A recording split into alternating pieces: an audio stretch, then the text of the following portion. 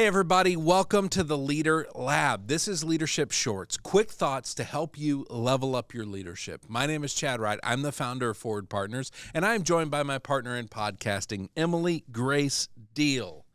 Like I'm dropping each one of those. Yeah. What are we talking about today, Emily? It occurs to me that this is a podcast and some people are not watching on YouTube and they couldn't see any of that. Now I'm describing something they literally can't see. Well, now they know. Listen, if you're listening online, if you're listening to the podcast, please go to YouTube, like, subscribe, do all the things. All right, Emily, what are we talking about today? Today we're talking about leading change is one of the most difficult challenges. Yes. Right? People are pretty opposed to change most of the time. A lot of the time. They're naturally afraid of it. Yep. So how can we navigate change in a successful way? Yes. And there's a lot to that idea of successfully getting through change and navigating it. But I think the biggest piece, if we could only focus on one, I think it's clarity. When we start thinking about change, it generates a lot of fear, right? People get real scared real fast when you start moving things around.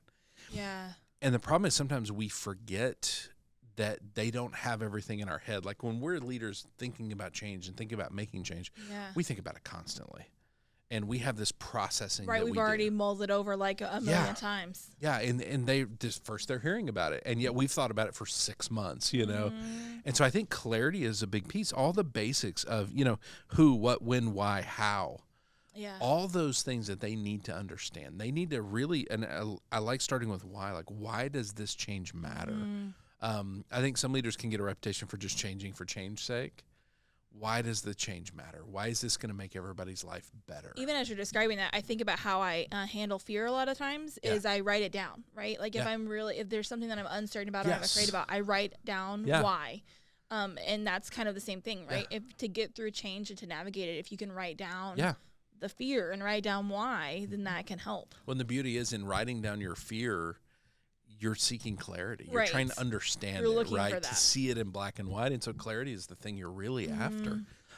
Because once we have clarity, we can really understand something. So I think that constant reminder of those things. And the other piece is just ongoing communication. Like if we're going to provide clarity, that requires communication. Maintaining clarity, yeah. It absolutely does. And not assuming, well, we communicated at the one time. I sent the email. Like we've talked about that a lot, right? Yes. I sent the email. An email sent is not an email read. That is not communication. It is one tool you can use.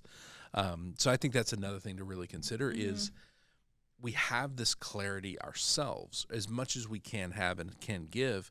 How are we doing that? Yeah. What are the methods we're using? Right. If you go like radio silent and people know that change is coming and then they're like, I guess it just went away because they haven't heard about it or they're sitting like panicking because they know it's coming but they don't know when or they've lost sight. Because I don't know why, and I guess it's a survival thing. It is a lizard brain thing to start with worst case scenario. Why is this going to be bad? Yeah. We rarely do we start with this is why it's going to be incredible. This is best case scenario. Let's start there. What could be good? Exactly. We start with worst case and we assume that. And so that's that fear that kicks up.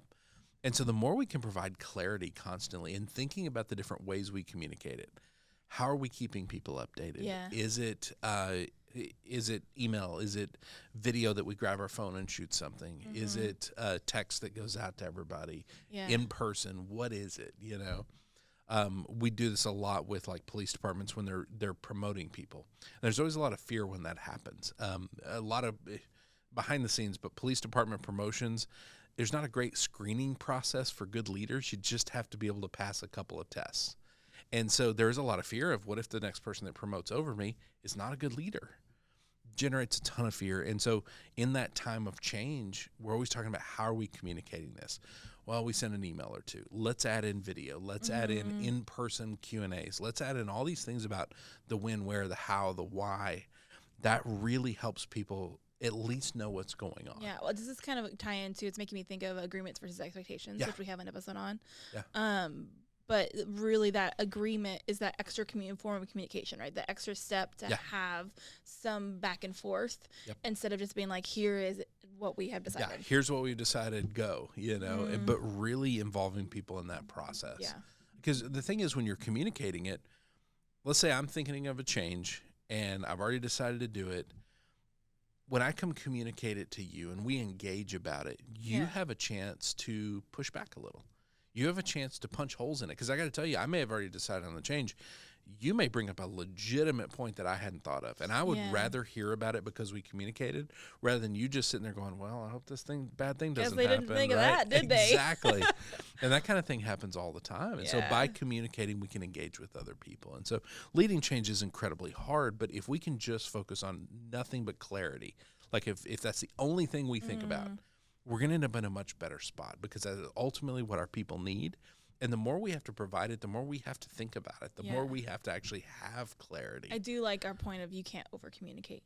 You cannot over-communicate. Very solid thing to remember. In times of change, not signs of change, times of change, you cannot over-communicate. It is not possible. And so you're not going to drown your people in information. Yeah. Now, that doesn't mean you send them 30 pages with every email, but you're not going to... All your panics and fears. Yeah, we're not, again, go back to the levels of vulnerability. But we are communicating consistently, constantly with the same message, with clarity. Yeah. And really you're getting you're getting your various levels of leadership on board for that clarity, and they are helping provide some of that. Right. So I think that's key. So if you are leading change, if you're thinking about change, think about clarity. Those two have to go hand in hand. Otherwise, the thing that goes hand in hand is change and fear. And so focus on that clarity piece as a way of overcoming that, and really as a way of getting your team on the same page, moving in the same direction to achieve whatever change it is you're after. All right, love talking change. Thank you for bringing that.